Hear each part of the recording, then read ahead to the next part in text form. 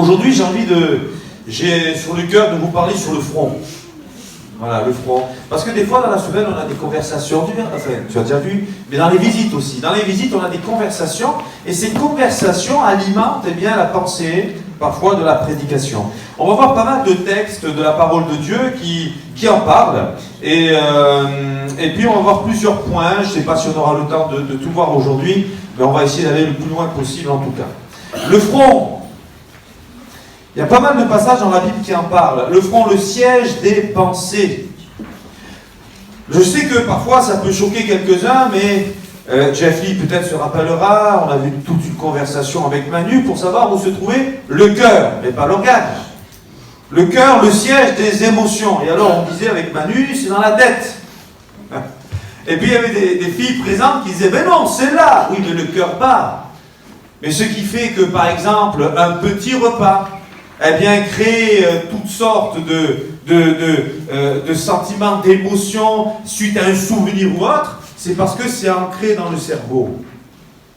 Le front, dans la parole de Dieu, on voit des moments qu'il faut confronter front contre front. Le siège des pensées, la réflexion, la personnalité, le caractère. N'a-t-on jamais dit, il a une tête de tut? C'est pas un gros mot, hein? Il ne faudrait pas qu'on me dise qu'est-ce que tu as contre ces gens-là. Donc je ne le dis pas. Mais en attendant, voyez-vous, c'est-à-dire un entêté, un têtu. Le front est sur la tête, la pensée. Et on voit que Dieu, il mettra aussi une marque sur le front. Et il a déjà mis une marque spirituelle sur le front. Mais nous voyons aussi, que ceux qui n'appartiennent pas à Dieu, qui suivront la bête, auront une marque aussi sur le front. Une marque spirituelle. Et ceux qui touchent à la sorcellerie et qui vont en profondeur dans la sorcellerie parlent du troisième œil qui se situe comme sur le front. Dans la mythologie, on parlait aussi des cyclopes. Un seul œil. C'est drôle les choses qui se regroupent, qui se rappellent. Mais tout a une source, tout a une origine. Ici, dans Exode, chapitre 28, versets 36 à 39, voilà ce que Dieu dit à Moïse pour le sacrificateur, ce souverain sacrificateur. Tu feras une lame d'or pur et tu y graveras, comme on grave un cachet, sainteté à l'Éternel. Tu l'attacheras avec un cordon bleu sur la tiare, c'est comme un chapeau, sur le devant de la tiare. Elle sera sur le front d'Aaron, et Aaron sera chargé des iniquités, des fautes, des injustices commises par les enfants d'Israël en faisant toutes leurs saintes offrandes. Elles seront constamment sur son front devant l'Éternel pour qu'il leur soit favorable. Tu feras la tunique de fin lin, tu feras une tiare de fin lin et tu feras une ceinture brodée. Les vêtements du souverain sacrificateur devaient être faits de fin lin retors. Et on voit dans la parole de Dieu que le fin lin représente les œuvres justes des saints. Ce sont les œuvres justes des saints. Alors dans les vêtements du souverain sacrificateur, il n'y avait pas que ça, il y avait l'éphod, il y avait les épaulettes, il y avait une robe, il y avait le caleçon même de fin lin ressort qui me fait penser vraiment à tout ce côté de la pudeur et de la décence. Mais il y avait sur le pectoral et sur les épaulettes, il y avait 12 pierres qui représentaient chacune une tribu d'Israël. Il est porté sur son cœur, il est porté sur ses épaules, mais lorsque Dieu regardait, cet homme, ce souverain sacrificateur, qui portait sur son cœur le peuple, il avait l'affection et l'amour pour lui, il portait des charges sur ses épaules de leurs péchés, et puis sur le front, ce qui pouvait permettre qu'il trouve grâce aux yeux de Dieu, c'était sainteté à l'Éternel.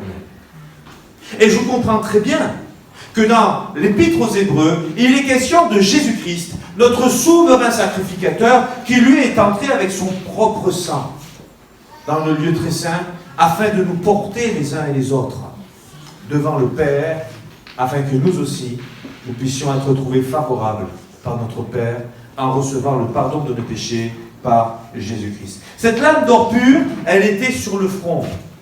Les gens autour de lui pouvaient le voir. Lorsqu'ils voyaient cet homme, c'était sainteté à l'Éternel. Sainteté, la racine de ce mot kadosh qui signifie mise à part, séparé, pur. Il est mis à part, il est serviteur de Dieu. Et autrefois, on voyait que, eh bien, dans le peuple d'Israël, la tenue vestimentaire révélait la fonction. Parce que là, on parle du souverain sacrificateur, mais les sacrificateurs, eux, avaient un bonnet.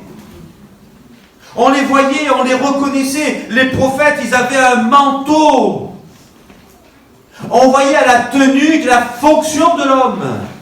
Chez les catholiques, on a gardé un peu ce côté-là. Chez les orthodoxes aussi. Chez nous, moins. Ça ne veut pas dire qu'il faut y revenir. De grâce, ne m'obligez pas à porter une tenue de je ne sais pas quoi. Mais à l'époque, en tout cas, c'était le cas. Le souverain sacrificateur, il était visible. Et le fait de le voir habillé comme ça, eh bien, imposait le respect. Sainteté à l'Éternel. Lorsque Dieu dit, eh bien, lorsque des anges sont envoyés par Dieu pour des fléaux ou autre chose, et que Dieu dit, tu ne toucheras pas à ceux qui ont une marque sur leur front. Quelle est donc cette marque? Celle de l'agneau? Une marque où il y a écrit dans le langage de Dieu, sainteté mise à part pour Dieu. Quelle est donc cette marque? En tout cas, c'était sur le front. Et que Dieu fasse que toute notre vie, nous puissions nous souvenir que Dieu nous a mis à part. Que nous avons été faits par lui, sainteté à l'Éternel. Alléluia. Diapo suivante. Dans Apocalypse 13:16, et elle fit que tous, la bête, petits et grands, riches et pauvres, libres et esclaves, reçussent une marque sur leur main droite ou sur leur front. Mais la marque sur le front ne concerne pas que les juifs, la marque sur le front ne concerne pas que les chrétiens, la marque sur le front concerne aussi, eh bien, ceux qui auront suivi Satan dans sa folie. Ceux qui auront suivi, eh bien, l'empire du mal, l'empire du péché. Et ce n'est pas la même marque. Alors oui, on peut me dire, oui, mais c'est prophétique, c'est pour un temps futur, peut-être même que le temps, il est tout proche là. Sans cette marque, on ne pourra plus ni acheter, ni vendre. Si aujourd'hui le Seigneur était face à nous, quelle marque verrait-il sur notre front? Lui qui nous connaît intimement. Lui à qui l'on ne peut rien cacher. Quelle marque verrait-il? Sommes-nous de son royaume? Ou sommes-nous de celui de la bête? La suivante. Premièrement, j'ai envie de dire, entretenons notre pensée en Dieu. Le fait d'avoir une marque, c'est que nous pensons comme lui. Nous avons en lui sa pensée. Lorsqu'on parle de l'Esprit de Dieu, le front, c'est le siège de l'Esprit. Des fois, à force de réfléchir, on a un gros théorème, il y a un agacement. D'ailleurs, ça prend ici. Vous savez, quand on doit défaire des codes, des machins, qu'on n'y arrive pas, ça prend dans les tripes. Mais il y a une réflexion qui peut entraîner jusqu'à une migraine ou autre chose là-dedans. La pensée. Entretenons notre pensée en Dieu. En Dieu. Oh, c'est facile à dire, Hichem, c'est vrai. Surtout aujourd'hui, où on nous a appris à penser d'une manière unique. D'une manière sans Dieu.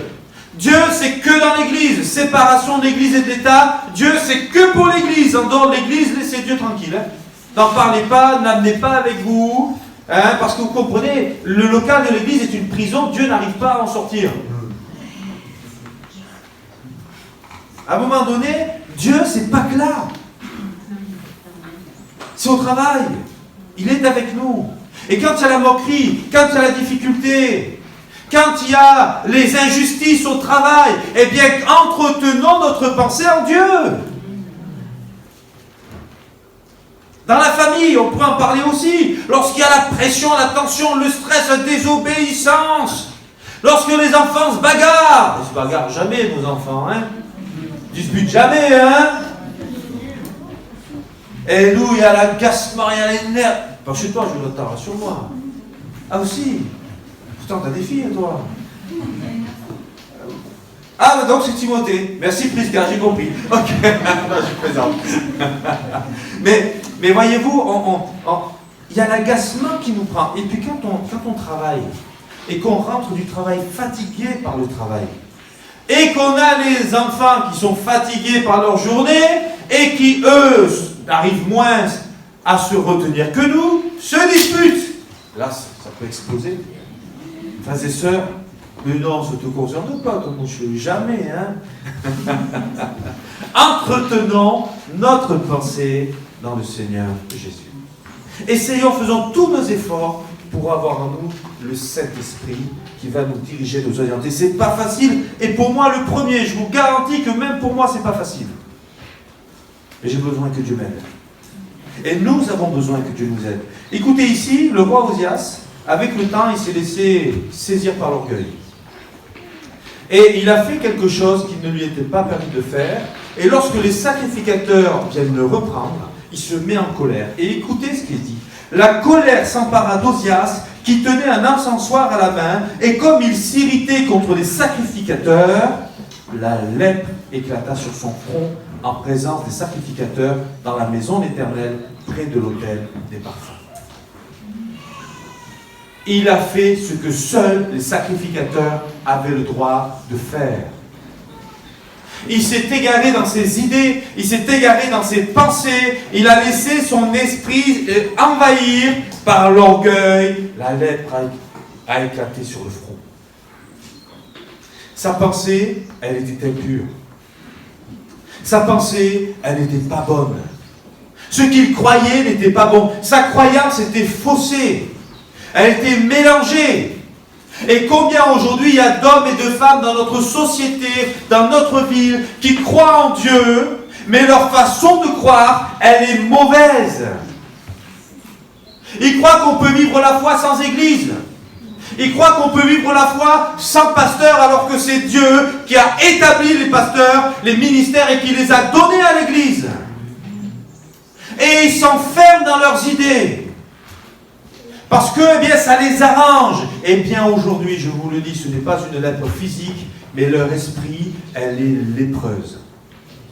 Ils ont une lèpre de l'esprit. Une dégénérescence de la foi dans la simplicité de la parole de Dieu, au même titre qu'Osias. Il a commis une grande faute. Il s'est égaré dans ses pensées. Il s'est égaré dans son orgueil. Il aurait pu confesser. Il aurait pu reconnaître. Il aurait pu dire aux sacrificateurs, c'est vrai, vous avez raison, pardon. Mais il s'est mis en colère. Parce que ça l'arrangeait, parce qu'il voulait faire cela, parce qu'il s'est laissé égarer dans ses pensées mauvaises. Suivante. Dans Job 11, versets 12 à 19, l'homme, au contraire, a l'intelligence d'un fou. Il est né comme le petit d'un âne sauvage. Pour toi, dirige ton cœur vers Dieu. Étends vers lui tes mains. Éloigne-toi de l'iniquité et ne laisse pas habiter l'injustice sous ta tente. Alors, tu lèveras ton front sans tache. Là, c'est pas Osias, hein. Tu lèveras ton front sans tache. Fais ce qui est juste. Fais ce qui est droit. Fais ce que Dieu te demande. Ne salis pas, ne souille pas ta conscience. Alors, tu lèveras ton front sans tache. Tu seras ferme et sans crainte. Tu oublieras tes souffrances. Tu t'en souviendras comme des eaux écoulées. Mais les souffrances, elles ont eu lieu quand même. Elles sont peut-être encore là, mais sois juste. Parce que Job, pendant qu'il parle, il souffre. Hein. Il a perdu 10 de ses enfants, le même jour. Sa femme l'a pas compris, maudit Dieu et meurt, lui a-t-elle dit. Et là, il est malade, une irritation constante. Ses amis ne le comprennent pas, il accuse. Tu oublieras ta souffrance, tu t'en souviendras comme des eaux écoulées. Tes jours auront plus d'éclat que le soleil à son midi. Tes ténèbres seront comme la lumière du matin. Tu seras plein de confiance et ton attente ne sera plus vaine. Tu regarderas autour de toi et tu reposeras en sûreté. Tu te coucheras sans que personne ne trouble et plusieurs caresseront ton visage. Tu lèveras ton front sans tache. Il y a peut-être des taches sur le front de Job pendant qu'il est en train de parler, à cause de cette maladie qu'il vient d'avoir, de cette irritation dans tout son corps. Tu lèveras ton front sans tache, parce que tu auras été droit dans tes pensées, tu auras été droit dans ton esprit. Entretenons notre pensée dans le Seigneur. Et alors, il y aura des bonnes conséquences dans notre vie. Les conséquences, elles ne viennent pas du jour au lendemain. La bénédiction n'arrive pas toujours, elle n'est pas visible du jour au lendemain. Mais au fur et à mesure du temps, on réalise que Dieu nous a bénis, même au sein de ces grandes souffrances. Dans Job 29, verset 24, « Je leur souriais quand ils perdaient courage, et l'on ne pouvait chasser la sérénité de mon front. » J'ai envie de dire que nous soyons capables, lorsque nous allons voir l'homme et la femme en difficulté, en souffrance, en maladie, en souffrance de famille ou de travail, peu importe le cas, mais que nous soyons capables, par la paix que nous avons en Dieu, de montrer un front serein. La sérénité, elle est visible. La paix de Dieu, elle est visible. C'est drôle les choses, hein. Je vais vous donner un exemple. Des fois, quand je vais au magasin, ou ailleurs, il y a des gens, ils ne me connaissent pas, ils me parlent. Et ils me confient des choses, ils ne me connaissent pas, je ne les connais pas. Et ils commencent à me parler. Oui, je suis là, je les écoute. Je stresse. Ça ne se voit pas, mais je stresse. Je me dis, il y a ma femme qui m'attend à la maison. Les enfants qui m'attendent à la maison. Et puis il y a quelqu'un qui dit, ok. Et puis un jour, comme ça, il y a une dame qui me dit, oh, j'ai un enfant qui est autiste, elle me confie sa vie. Je suis là, je dis oui. Ok. Et les choses, pourquoi? On ne comprend pas toujours. Mais la sérénité de mon front. Et l'on ne pouvait chasser la sérénité de mon front. Une grande confiance en Dieu. Parfois, des gens qui vous confient des situations, des choses qu'ils vivent qui sont très très difficiles. Frères et sœurs, soit que ça n'arrive pas, faites en sorte que ça n'arrive pas, si vous n'êtes pas capable de porter, ou faites en sorte que votre foi en Dieu soit solide, de façon à ce que ça n'enlève pas la paix qui est en vous et la sérénité de votre foi. La paix, la sérénité, l'assurance, la bonne conscience. On ne pouvait chasser ces choses. La joie, l'amour, l'encouragement, l'Esprit de Dieu. On ne pouvait chasser la sérénité de mon frère. Diapo suivante. Attention, ça va, vous suivez? On peut continuer un peu? Oui. Attention à ne pas s'endurcir. Écoutez Ésaïe 48,4. Sachant que tu es endurci, que ton cou est une barre de fer et que tu as un front d'airain. Voilà.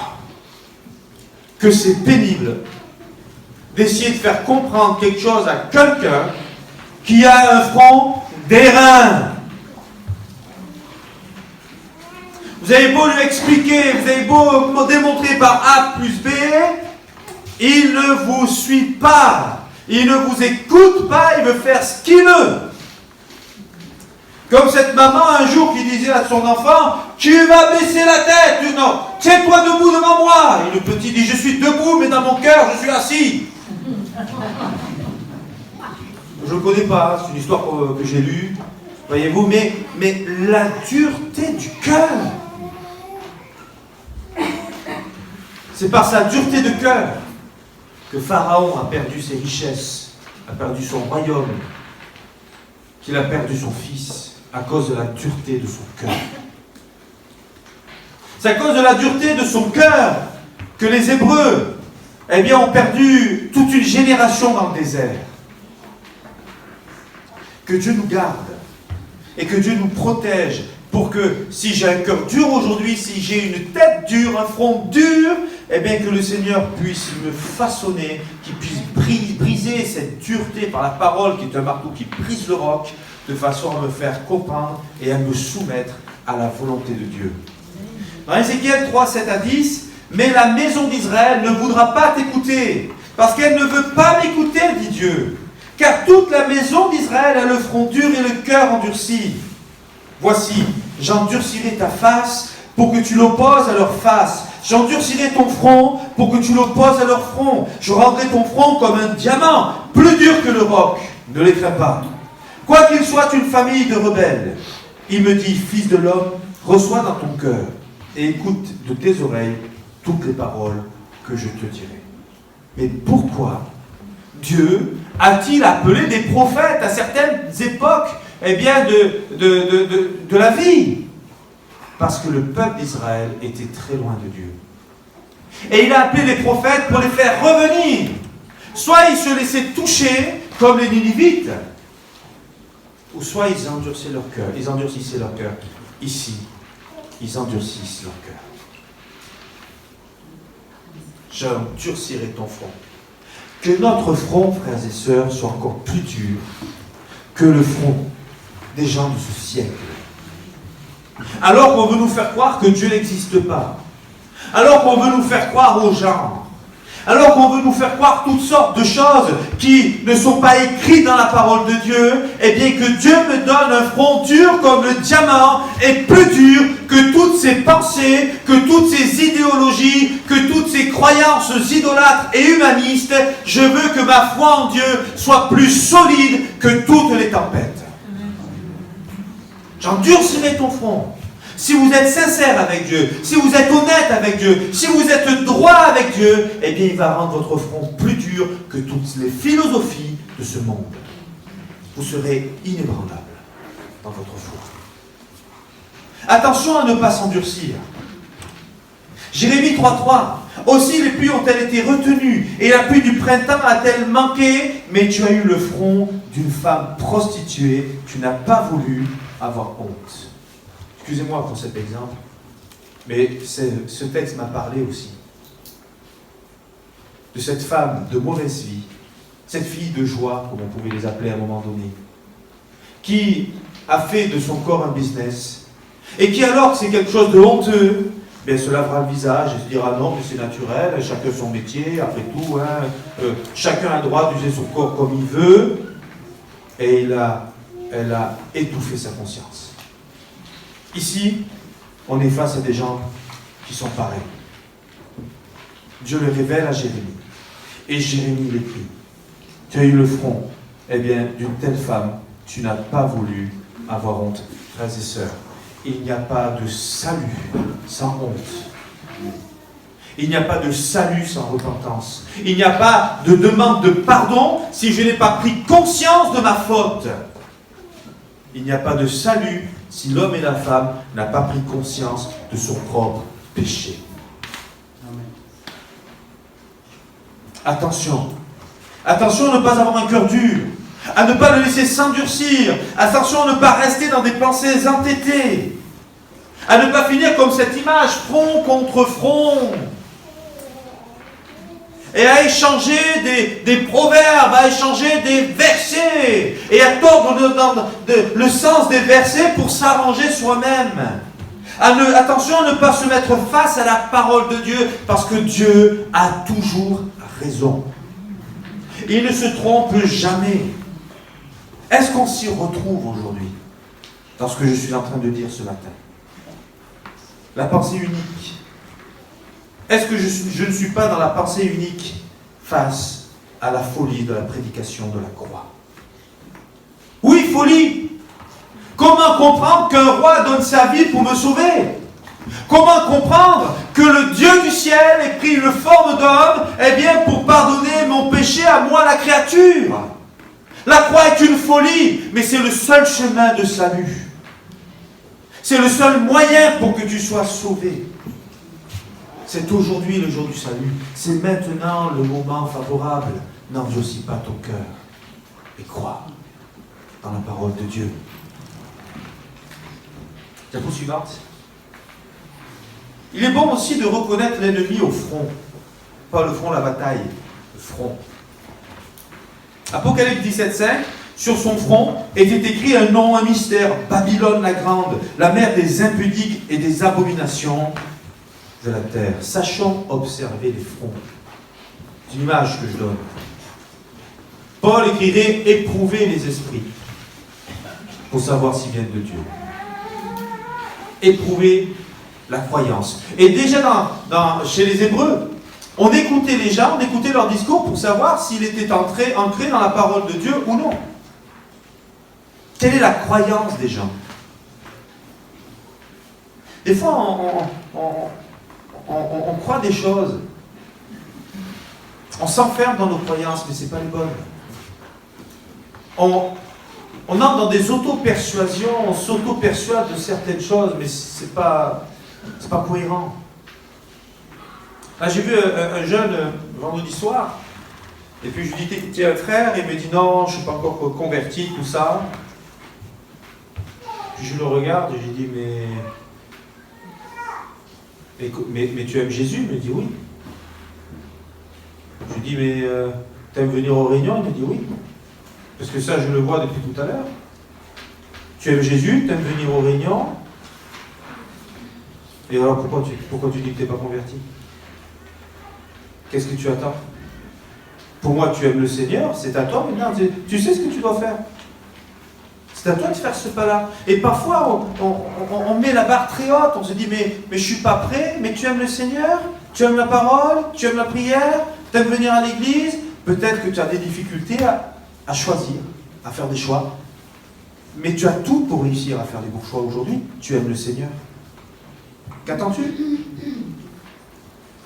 Sur son front, il y avait cette marque. Sachant observer les fronts, les volontés, les esprits, les mentalités. Il y a parfois dans les églises des gens qui viennent seulement pour dérober une âme à Dieu. Et il nous faut le discernement pour comprendre quelle est la motivation de cette personne qui pénètre dans l'église. C'est pas facile, hein? Mais on a besoin d'être rempli du Saint-Esprit, frères et sœurs, pour ne pas se laisser dérober notre âme et notre salut. Dans 1 Samuel 17, 48 et 49, aussitôt que le Philistin, Goliath, se mit en mouvement pour marcher au-devant de David, David courut sur le champ de bataille à la rencontre du Philistin, il mit la main dans sa gibecière, il prit une pierre et la lança avec sa fronde, il frappa le Philistin au front, et la pierre s'enfonça dans le front du Philistin, qui tomba le visage contre terre. Le front. David n'a pas attendu.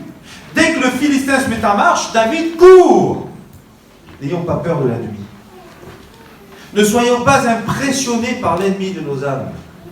Il n'a que des paroles mensongères pour essayer de nous effrayer. Mais Jésus l'a déjà vaincu sur la croix du Calvaire et il nous a donné les pierres suffisantes pour pouvoir l'atteindre au front. Comment Goliath a-t-il effrayé le peuple? Par ses paroles. Mais les paroles, elles pénètrent où? Dans l'oreille. Et ça va où? Dans la tête. Et ça influence nos croyances. Et les gens, ils avaient peur de Goliath. Il y a toute une armée, ils ont tous peur de Goliath. L'ennemi peut nous paraître redoutable et immensément grand, mais Jésus est tellement plus grand que lui. Et il nous a donné une arme électronique, la parole de Dieu, et quand on appuie sur le bouton, ça vise tout de suite le front. Vous voyez, c'est pas compliqué. Mais il fallait l'atteindre au siège de ses pensées. Il fallait l'atteindre là où il utilisait les paroles pour perturber le peuple. Nous avons besoin, nous aussi, de nous saisir des pierres de la parole. Comme Jésus l'a fait, en répondant à Satan. Il citait la parole. Amen. Voyez, reconnaître l'ennemi au front. Jésus, lui, a vaincu l'ennemi en portant une couronne d'épines posée sur son front, posée sur sa tête. Une couronne d'épines. Cette couronne d'épines nous donne aujourd'hui la grâce de pouvoir porter la couronne du salut, la couronne de vie. Mais il a fallu une couronne d'épines pour le roi des rois et le Seigneur des seigneurs. La peau suivante. On a presque terminé. Dieu sauvera les siens. Amen. Dieu sauvera son peuple. Les fléaux vont s'abattre sur la terre, mais Dieu sauvera son peuple. Mais Dieu fera d'abord le ménage au milieu de ceux qui disent être de son peuple et qui ne le sont pas.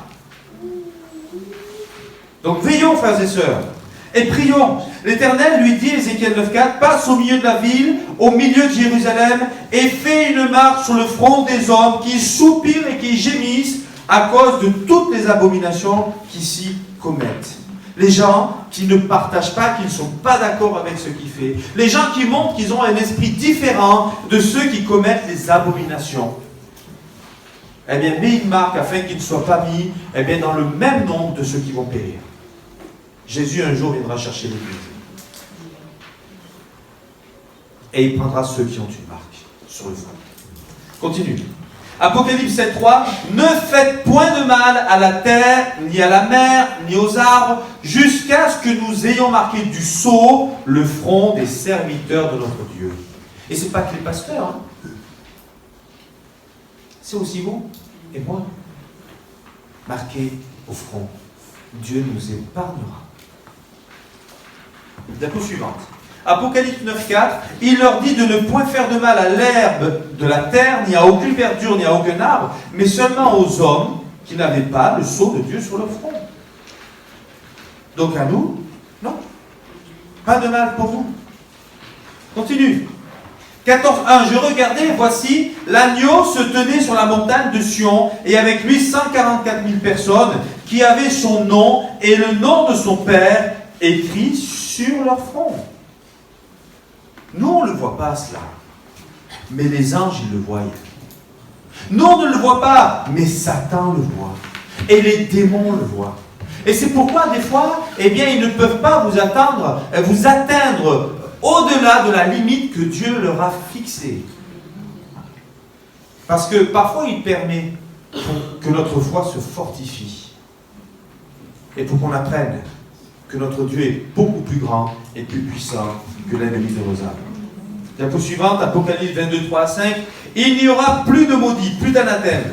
Le trône de Dieu et de l'agneau sera dans la ville. Ses serviteurs le serviront et verront sa face, et son nom sera sur leur front. Il n'y aura plus de nuit, et ils n'auront besoin ni de lampe, ni de lumière, parce que le Seigneur Dieu les éclairera, et ils régneront au siècle des siècles. Amen. Voilà la promesse qui attend ceux qui auront reçu la marque de l'agneau sur leur front. Plus de deuil, plus de larmes, plus de tristesse. Il n'y aura plus de nuit, plus d'obscurité.